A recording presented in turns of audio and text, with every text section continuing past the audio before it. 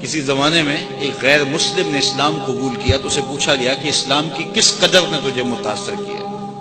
تو وہ بولا کہ سیرت کا صرف ایک واقعہ میری ہدایت کا سبب بن گیا۔ کیا ہوا؟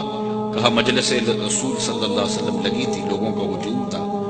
ایک شخص نے عرض کی حضور میرے لیے دعا کر دیجئے، میرا بچہ کئی دنوں سے گم ہے، مل نہیں رہا، مل جائے۔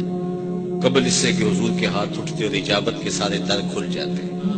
ایک شخص مجلس میں موجود تھا، کھڑا ہو گیا، حضور میں ابھی فلاں باغ کے قریب سے گزر کے آیا ہوں اور میں اس کے بچے کو جانتا ہوں، وہاں میں نے بچوں کے ساتھ کھیلتے ہوئے دیکھا۔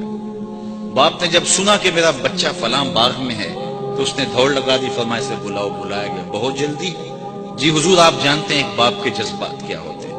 کہا اچھی طرح آگاہ ہوں، لیکن تمہیں بلایا ہے تو بلانے کا بھی ایک مقصد تھا۔ جی حضور ارشاد فرمائیے۔ فرمایا جب باغ جاؤ بچوں کے ساتھ اپنے بچے کو کھیلتا ہوا دیکھ لو تو بیٹا بیٹا کہہ کے آوازیں نہ دینے لگ جانا، جو نام رکھا ہے اس نام سے پکار۔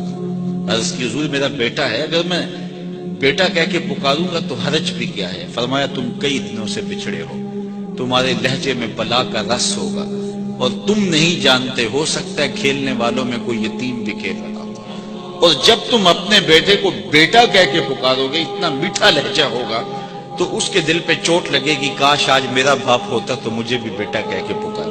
کہا یہ شوق گھر جا کے پورا کر رہے، کوئی لاؤ تو صحیح کائنات میں ایسا۔ بیوہ کے سامنے اپنی بیوی سے پیار کرنے سے روکا گیا، یہ شریعت بیضا کا مزاج ہے۔